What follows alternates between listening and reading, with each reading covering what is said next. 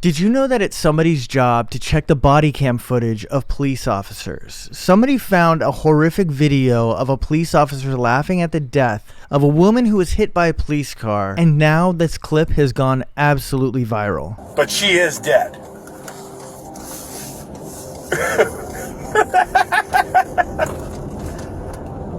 No, it's a regular person.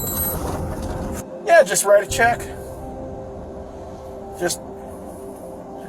Yeah, $11,000. She was 26 anyway. She had limited value. Now, the voice that you just heard is Daniel Cordera, and he was actually responding to a whole different scene, but he was speaking with the vice president of the Seattle Police Officers Union. Just after a 23-year-old graduate student was hit by another police car that was going around 75 miles an hour as she was walking on a crosswalk. The speed limit was 25. When she was hit, she was thrown 100 feet and died that night. My thoughts and prayers go out to the family, but what do you guys think about all